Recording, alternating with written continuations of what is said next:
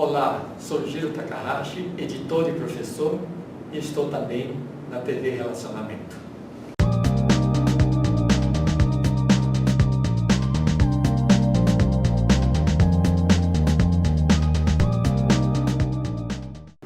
Olá, internautas! Iniciamos mais um programa Você é Top. O programa hoje está espetacular porque nós temos uma convidada que tem assim um estilo maravilhoso de ser.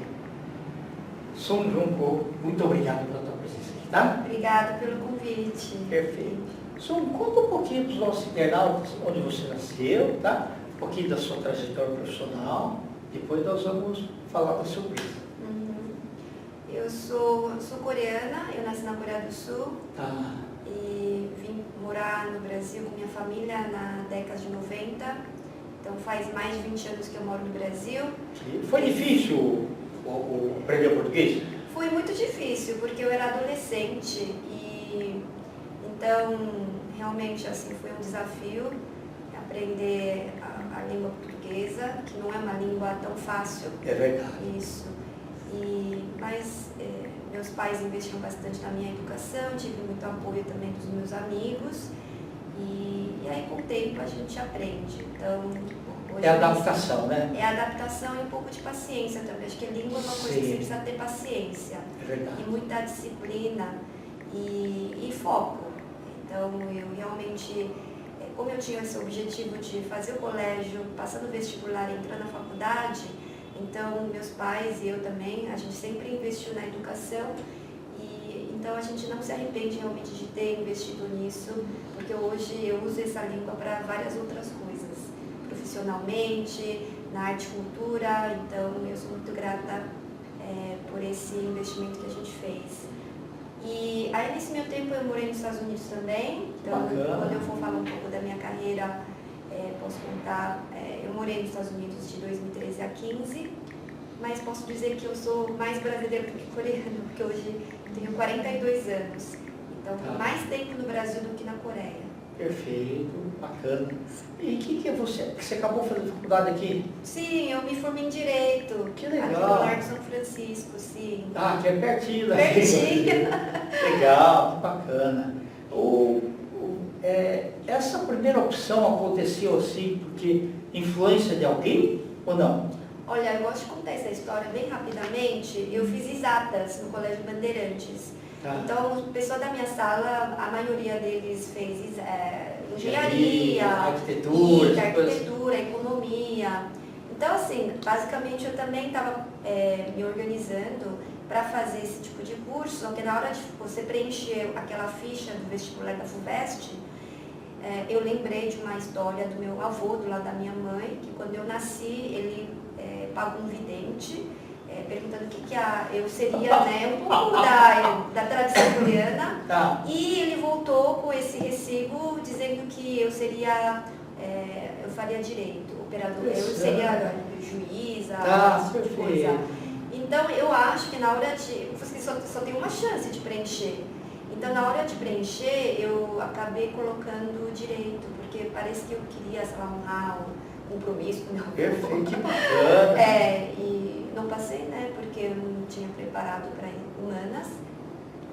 Então, mas algumas pessoas da minha sala que prestaram passaram.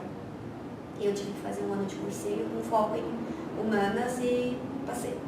Que bacana, parabéns. Obrigada. E você escolheu qual área no finalzinho do direito? Eu escolhi o direito empresarial, porque no último ano você pode escolher. Okay. E aí eu fiz o empresarial entra no tributário, essas coisas também ou não? Então é um pouco de tudo. Legal. De tudo. Tive aula de tributário, contabilidade, então foi bastante variado. Ok, tá. E depois que você foi para os Estados Unidos, então? Na verdade, depois que me formei, eu fiz minha carreira de advogada no escritório de advocacia, onde eu comecei a estagiar. Legal. Então, eu comecei como estagiária. E aprende mais na prática do que dentro da faculdade, né? Olha, realmente, o que você aprende na prática é incrível. Dá a impressão que lá na escola, você faz assim, assim, assim. Só que entre a teoria e a prática é diferente, né? Sim. E as duas coisas conversam, porque na verdade na escola você aprende uma coisa bastante teórica, tem alguns casos, né, práticos que você precisa analisar, mas você tem um big picture, um quadro bem grande de várias ideias e a gente consegue potencializar isso na prática. E na prática, no escritório, você acaba resolvendo o problema dos seus clientes, né, dos casos práticos. E às vezes você pode se sentir um pouco limitado, porque você está resolvendo aquele problema específico. Então, conforme você vai fazendo a carreira, aquilo que você aprende na faculdade, que é uma coisa teórica, isso é muito, muito bem aplicado, porque você consegue maximizar todo o seu potencial em várias situações práticas. Perfeito, que bacana. Aí do escritório, então... Eu fiz toda a carreira de estagiária, auxiliar jurídico, que eu antes da OAB, que tem um processo de efetivação, e passei na OAB e eu fiz todo o plano de carreira de advogada júnior. Aí tem as escadinhas, né? Isso, aí plena, escadinha, sênior, escadinha. Até que em 2013 eu decidi fazer LLM, que é mestrado em Direito nos Estados Unidos, e fui fazer LLM na Georgetown. Opa, que bacana! Certo, que legal. Muito bom. E você sempre gostou de estudar? Olha, essa é uma pergunta muito interessante. Na verdade, eu gosto de aprender. Ok. Então, e eu acho que também, eu não queria que meus pais falassem, agora está na hora de estudar. Eu fazia para não ouvir isso. Sim, eu gostava de aprender e fazer as coisas em equipe, que eu não gosto de fazer tudo sozinha. Eu gosto de perguntar, aprender, e acho que na escola a gente tem essas atividades em grupo. Então, eu gostava muito dessa dinâmica, mas eu não era muito de ficar sozinha estudando. Eu fazia isso mais como disciplina. Que bom, Su, mas na verdade assim, eu te parabenizo, porque assim, para as pessoas saírem acima da média, tem que ter esse esforço. Sim, porque verdade. só da média para baixo, né? Então, a história registra que as pessoas que se dedicaram um pouquinho a mais, né, em conhecimento e tudo mais, sempre sobressaíram melhor. Verdade, eu realmente acho que exercitei bastante essa questão da disciplina, os hábitos, na época do estudo. Perfeito, legal. E teu mais novo desafio agora, Su? Bom, então aí eu contei um pouco a minha carreira jurídica como advogada corporativa, eu fiz essa carreira de 10 anos. É de tua biografia também, viu? Muito obrigada. E onde eu tive essa oportunidade de auxiliar, do ponto de vista jurídico, as empresas estrangeiras que vêm fazer negócio no Brasil, então desde a constituição, todos os contratos, as questões jurídicas, tudo isso fez parte do meu dia a dia. E depois que eu voltei dos Estados Unidos, eu também vi esse novo mundo de empreendedorismo, e em 2016 eu decidi abrir uma empresa de consultoria em fusões, aquisições e investimento, que já não é mais da área jurídica, mas sim da área de consultoria empresarial, de assessoria financeira para ajudar as empresas a ter sucesso, e aí a gente entraria com esse trabalho de assessoria financeira, de novos negócios, de consultoria de negócios internacionais. Então eu tenho feito isso há 7 anos. Que bacana. Ô Su, a tua empresa é para clientes, assim, empresas médias, grandes, pequenas, ou as MEI também entram nisso? Sim, a gente atende empresas de todos os portes, porque a gente atende tailor-made, a gente atende é customizado mesmo, né? Customizado, exatamente. Às vezes, uma grande corporação internacional, aqui no Brasil, ela ainda não conhece.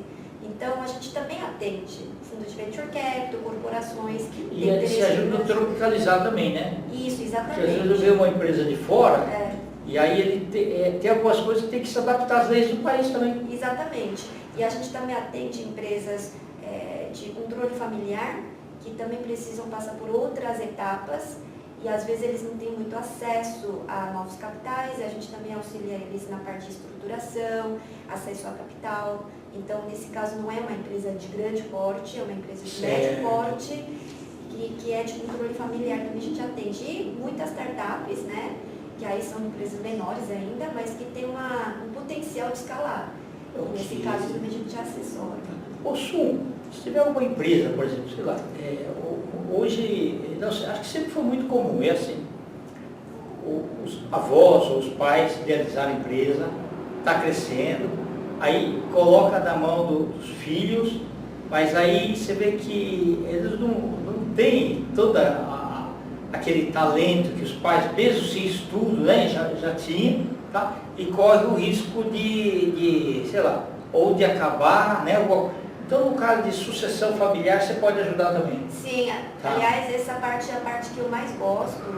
Porque às vezes você tem que ser dura e falar assim, ó, não é você, que é aquele fulano que é melhor para tocar a empresa, né? Exatamente, e ouvir de um profissional que também ajuda nessa integração familiar, às vezes essas emoções que podem atrapalhar o dia a dia da empresa, o futuro da empresa pode comprometer o futuro da empresa, trazer alguém do mercado. E a sobrevivência também, né? Sobrevivência, exatamente. Existem esses momentos de muita fragilidade na jornada de uma empresa que podem ser decisivos. Sum, nós estamos aí nos instantes finais, nós vamos escrever aqui também, mas eu queria que você verbalizasse aí o site da sua empresa, as suas redes sociais. Sim, claro. O nome da minha empresa, tem minhas sócias, chama-se Golden Hawk Consulting, Golden Hawk Consulting, tá. E o site é longo, www.goldenhawkconsulting.com.br. E eu tenho a minha rede social no Instagram, Su_Insider Korea, Insider Coreia, com C. Tá. Isso. E eu tenho no LinkedIn também, mas por enquanto acho que esse é o básico. Perfeito. Sum, toda vez que você tiver alguma novidade aí que você queira aí, para inspirar os novos jovens aí, tá? E para os profissionais aí, saberem a sua maneira de pensar, tá? Eu quero que você volte aqui. Muito obrigada. Gratidão obrigada. mesmo, tá? Gratidão. Internautas, com os agradecimentos então a essa fantástica Su, nós finalizamos mais um Você é Top. Um grande abraço e até a próxima.